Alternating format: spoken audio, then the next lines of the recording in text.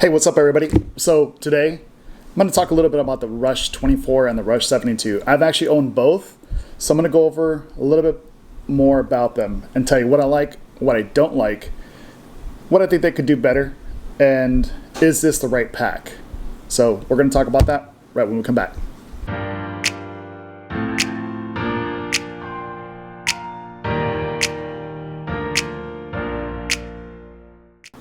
All right, first of all, I want to say thank you to everybody who subscribed because we finally hit 100. I'm super excited. I know that's not a large number. My goal is to hit 1,000 by January. So if you can help me out, if you're watching, hit like, hit subscribe, help us get monetized. We're trying to get to 1,000. If we do hit 1,000, I'm going to give away this Rush 24. So I'm going to kind of pick randomly and then select a person, send you guys a Rush 24. So this exact one. Of course, it won't come with a beautiful Texas patch there, but because I need to keep that. But this will be yours. So like, subscribe. I'll pick a subscriber in January if we hit 1,000. So help a brother out and subscribe, hit like. Thanks, guys.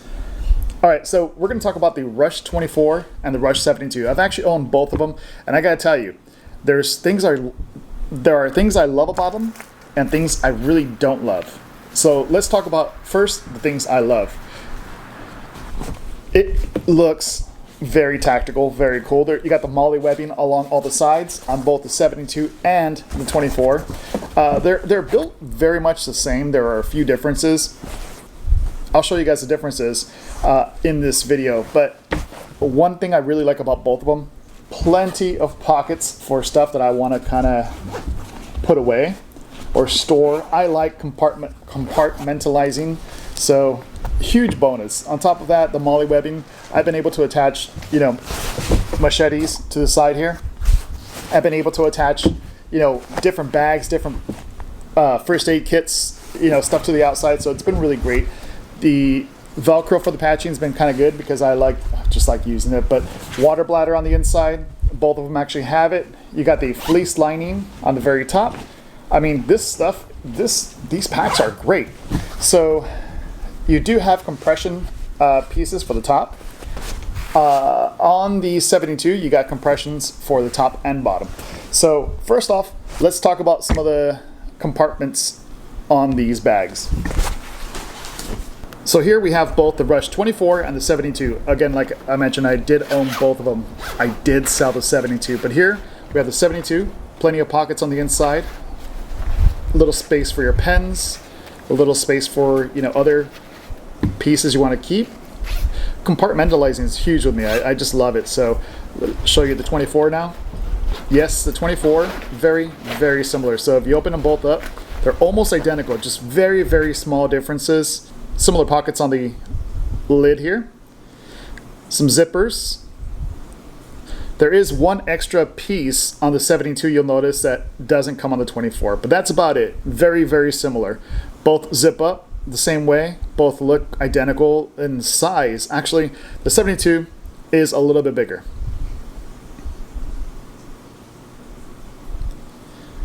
Looking at the other difference is, one of the other differences is this pocket here. The 72 has a full width pocket with a zipper inside, so you can kind of store longer items.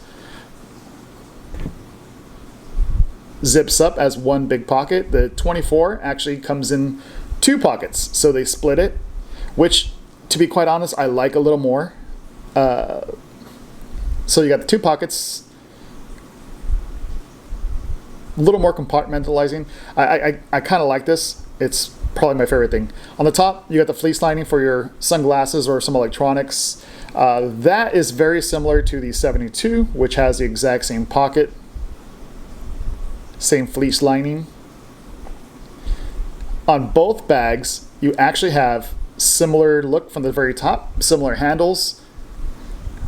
Compression, you got the compression pieces on the 72 as well as the 24. This is the extra piece you don't have with the 24 that you will get with the 72. You also get the compression actually works for it, so you can stuff a jacket in there. Works pretty well. You also get the bottom compressions with the 72, as well as these nice long pockets with on the side with little pockets on the inside. The 24 has something very similar. It just does not have as many pockets, just one long pocket on the inside. Let's look at the inside of these two bags. I'm going to open them both up here just so you can really get a good look on the insides. Let me undo these compression pieces here.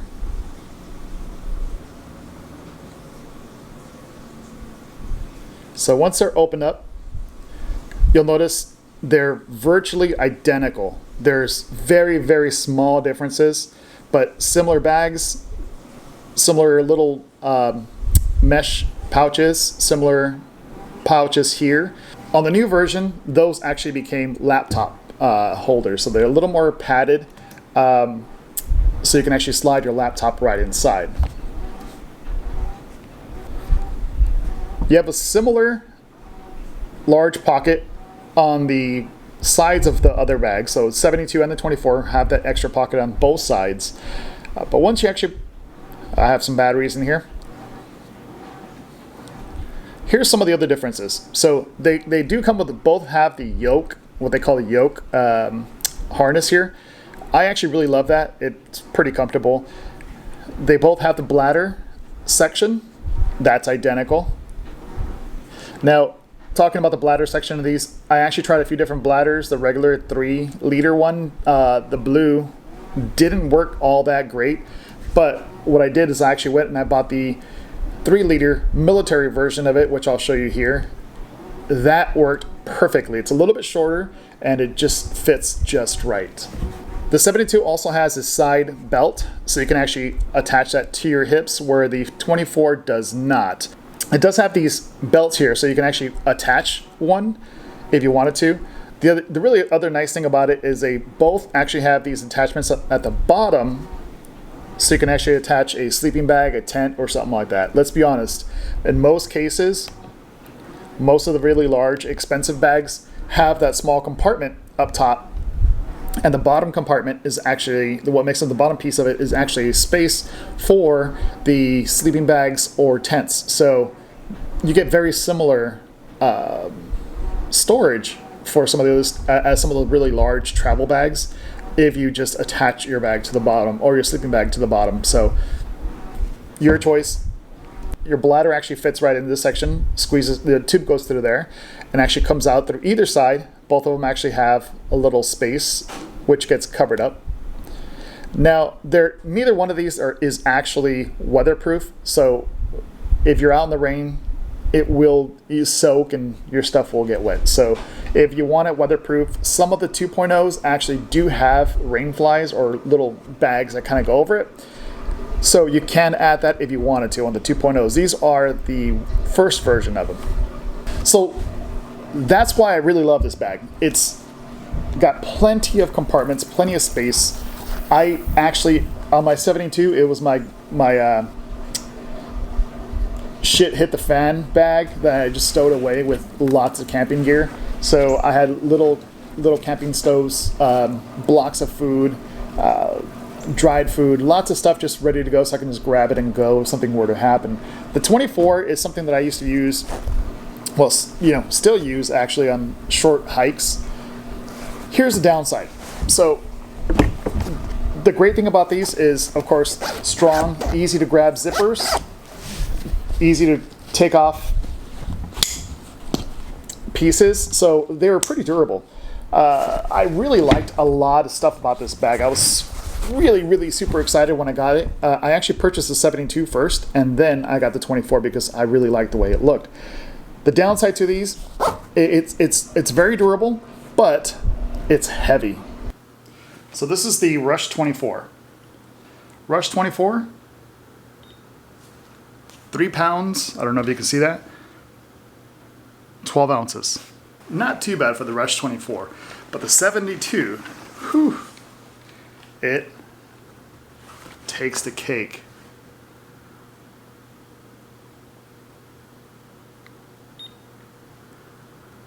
£5 pounds, 6 ounces. That thing is heavy.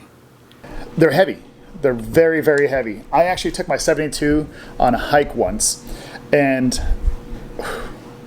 You know, I bought these because I figured these yoke pieces are pretty thick and pretty nice, so it'd be a very, very comfortable hike, even though it's a heavy bag. So I didn't really think about that piece. However, the 24 doesn't have the hip doesn't have the hip belt, so all your weight is on your shoulders.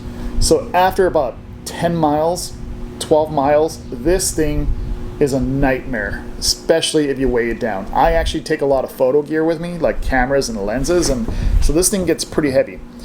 It is not fun. Not fun. Short day hikes or just every day, this is great because you're not hiking 15, 20 miles. But on long hikes, this is just not the right bag. The 72 does actually have the hip belt, but it doesn't really distribute that weight to your hips. So it does an okay job, not a great job. So if you're going out hiking like 15, 20 miles a day, there are much, much better bags. The Osprey is probably what I would use. The material is just super light. Even the really large bags with lots of storage are super light, but that's not the main thing about them. The main thing is they actually distribute the weight low, so it really, really feels like you're carrying nothing. On your shoulder, it feels like nothing is actually being, no pressure on there. So yes, these bags are great. They're really great. However, for every day, the 24 is perfect. 72, just too large, doesn't work. The 72, I probably wouldn't really use at all. It was my hit the fan bag that I would have taken with me if something were to happen, but after thinking about it for a long time, I just decided it's just not the right bag for the hit the fan. I'm going with something different. I'll show you guys what I get later. It looks really great on a hike. It looks perfect. It feels great on a short day hike, but if you're gonna hike more than 7 miles, 8 miles, then I don't really recommend this. On hikes that I'm going 2-3 miles, perfect. It feels great. Anything more than 4 is just not right. So it just doesn't feel right. On those hikes that are just a little bit longer, here's what I use. I use my CamelBak. Much lighter material. It feels great. I really stuff this thing full. It does actually have a small hip belt, which helps distribute the weight a little bit. This is probably not the right size bag for me. When I purchased it, I didn't realize how to measure for the bags. If you don't know how to do that, go to REI or somewhere. They'll help you measure and tell you what fit is right for you. I thought I would be a large. Turns out I'm a medium, even though I'm tall. Definitely make sure you get fitted for these bags.